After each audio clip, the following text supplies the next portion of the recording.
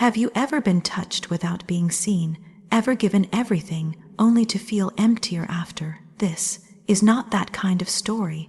Welcome to a place where real love lives, not the rushed kind, not the shallow kind, but the kind that sees through walls, waits in silence, and touches like a prayer. In this true love story, he didn't just undress the body, he undressed the fear. His hands didn't take, they listened. His eyes didn't wander, they stayed. And when the night faded into morning, it wasn't regret that lingered, it was truth. Because love this deep doesn't end in silence, it begins there. If you've ever longed for something real, stay with us. This story will remind you of the love that doesn't burn you, but warms you back to life. It started in silence, not the kind that feels heavy or uncomfortable, but the kind that makes everything else fade, like the world had taken a deep breath and stopped spinning for a moment. That was the first thing he gave, stillness. Not words, not flattery, just presence. He looked, but not the way others had. His eyes didn't linger on curves or calculate distance. He looked like someone who saw something familiar, not because he'd seen it before, but because he had waited for it. There was no impatience, no anticipation, just quiet recognition. It's strange how deeply someone can see without ever asking a question. He didn't dig for secrets. He didn't need stories. It was as if he could hear what had been buried under years of quiet smiles and carefully timed nods. Not the stories told aloud, but the ones left in the spaces between, where no one ever looks. When he touched, it wasn't sudden, it wasn't bold, it wasn't even physical at first. His nearness was the first touch. The way he sat just close enough to feel, but not enough to take. The way his voice dropped when the world got too loud. The way he waited before speaking, like he knew it wasn't noise that was needed, but gentleness. And when he finally reached out, it wasn't for skin, it was for breath, for quiet, for the invisible layers worn like armor. He touched without touching, reached into the silence without breaking it, as if he knew the body had been held before, but the soul hadn't. And maybe somehow he decided that was what mattered more. There had been others before him, ones who took, ones who praised, desired, demanded, ones who called it love when it wasn't, ones who made the body feel useful but left the heart lonelier. Their touch had always been loud, rushed, hungry, selfish. His was none of that. He undressed nothing but fear, piece by piece, without hurry, without expectation, with a patience that felt almost ancient. There was no moment of surrender, just the soft realization that surrender had already happened, somewhere between the stillness and the way he never flinched when emotion broke through. It wasn't about the act, it never was. That came later, after the waiting, after the breath shared in the dark, after he showed that desire doesn't have to devour to be real, that love doesn't always need permission, it only needs to be safe enough to step forward on its own. He didn't strip clothes, he stripped hesitation, the fear of being too much, the weight of being unseen. And when his hands did finally find skin, they didn't take, they received, as if every inch touched was a thank you, as if every curve was a conversation, and he was listening, not exploring.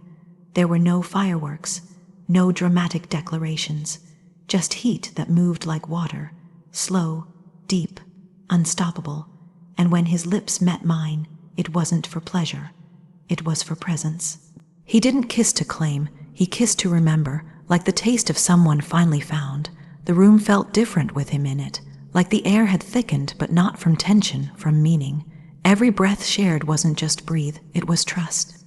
And trust was more intimate than anything else that followed. He asked nothing, expected nothing, but gave everything in return. His body spoke softly, answering questions never asked. There was no performance, no roles, no masks. Just truth, and truth was warm, truth was strong, truth was patient. What followed wasn't about release.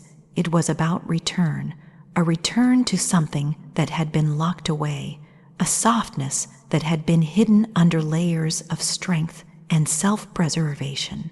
And he didn't just find it, He waited for it to come forward on its own. There's something holy about that kind of waiting, about a man who doesn't demand vulnerability, but honors it when it comes. Who doesn't conquer walls, but lets them fall, not for him, but because they finally feel safe enough to. And when the night fell quiet again, when breath slowed and bodies rested, there was no question about what had happened. It wasn't seduction. It wasn't escape. It wasn't just chemistry. It was presence, reverence, the quiet miracle of being seen and not judged, touched and not taken, loved, not for the body, but through it. He never said what it meant. He didn't need to, because love like that doesn't need explaining. It shows up, stays present, and leaves fingerprints on places no one ever thought could feel again. That night, nothing was forced. Nothing was planned, but everything was felt. And in the end, it wasn't the body that was undressed. It was the heart that stood bare, finally without fear. It wasn't in the way he looked or the way he spoke that it began. It was in the way he didn't rush. In the way his presence slowed everything down without even trying. He didn't crowd the space. He didn't press forward. He simply existed near enough to feel, far enough to breathe. There was a moment, quiet and unnoticed by the world, when distance turned into nearness, and nearness turned into something sacred. A hand brushing softly across the arm, not to ignite, but to ask, not to claim, but to say, I see you. I won't rush you. I'll wait for your yes, even if it comes without sound. There had been many touches before, ones that searched, that pulled, that assumed, fingers that wandered without asking, lips that pressed too hard, too fast, touch that came dressed in want, but hollowed out meaning in the end. There was a time when the body flinched without realizing it, trained to anticipate, taking before trust, pressure before patience. But not with him. His touch was a question, not a demand. It was quiet even when the breath caught. It listened before it moved. Every brush of skin felt more like a whisper than a reach, a whisper that said, I'm not in a hurry. I want to learn you, not conquer you. He never tried to guide or push. He didn't perform or pretend. He simply waited for the body to speak first. And when it did, when a sigh replaced tension, when the spine eased from its silent defense, he followed the softness, not with hunger, but with awe. Each fingertip moved as if learning a language, a secret language only this body knew, the one written in goosebumps, in half-closed eyes, in the arch that wasn't dramatic but instinctive. He noticed everything. Not because he was trying to impress, but because he was trying to understand. There was something ancient in the way he touched, something that didn't come from experience, but from presence, from a stillness deep enough to feel every shift, every breath, every pause of doubt. And instead of filling those pauses, he let them exist. He gave them room, let the body find its own pace, and somewhere in that quiet, something opened. It wasn't dramatic. It wasn't fireworks. It was just the slow unraveling of a body learning it didn't have to guard itself anymore. That it didn't need to translate pain into pleasure or silence into approval. That it could just be, and be safe. When his hands moved across the back, they didn't press, they rested. When they found the hip, they didn't pull, they waited. When his lips touched skin, they didn't devour, they asked, and in asking, they received more than they ever could have by demanding. There's a difference between being touched and being known. He knew without needing details. He read the pauses the breath held too long, the way the eyes closed faster than the body reacted. He adjusted, slowed, softened, as if every new inch of trust was a gift, not a right. And when the rhythm finally came, when movements met like water finding water, it didn't feel like surrender. It felt like joining, like meeting in the middle, not as strangers in want, but as two people who had waited long enough to make it mean something. It was more than warmth, more than desire. It was safety dressed as passion. It was patience shaped like intimacy. It was knowing that someone could hold you without trying to own you, could touch you without trying to use you, and in that quiet intensity, the body responded in a way it hadn't in years. Not with performance, not with control, but with trust, not because of what was said, but because of what wasn't. There were no declarations, no sweet nothings, just the kind of silence that says, I'm still here. I'll still be here. You don't have to hurry. You don't have to prove. You only have to feel, and feeling, real feeling, came. It wasn't in the peak. It wasn't in the breathless aftermath. It was in the stillness between movements. The way his hand stayed even after, the way his forehead touched gently, softly, without tension, the way the world felt far away, but the room felt like home. Afterward, there was no rush to speak, no scramble to explain what had happened. No tension to name it, define it, control it. Just breathe, just presence, and in that, everything was said. He didn't have to say he cared. He didn't have to say he'd stay. It was already clear in the way he never treated the body like something to win or explore, but something to honor. The next morning, the warmth remained, not from what was done, but from what was felt. Because in a world full of fast hands and shallow glances, there was something extraordinary in being touched not with desire alone, but with deep understanding. Not with urgency, but with care, and in that kind of touch, trust wasn't just possible, it was inevitable. It began long before touch, long before hands explored or lips met.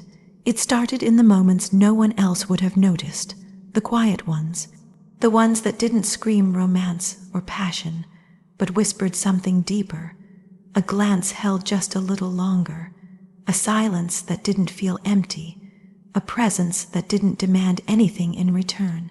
He didn't try to impress, he didn't push, he didn't offer sweet lines or careful charm.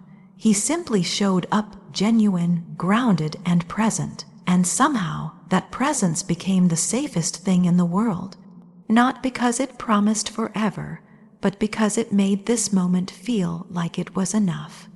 There was no need to dress up emotions, no need to filter thoughts, to polish edges or shrink the parts that had once been told they were too much. There was no pressure to perform, no chase to be caught in, just a slow unfolding, a breathing space where walls didn't have to fall. They softened on their own. He listened, really listened, not just to words, but to pauses. To the way breath caught when something hurt. To the way the tone shifted when something real crept into the open. He didn't fill those silences. He sat in them, not afraid of discomfort, not rushing to fix anything. Just quietly holding space for truth to rise, and the truth did rise. Bit by bit, layers peeled back, not fabric, not skin, but the deeper things, the hidden things, the insecurities buried under smiles.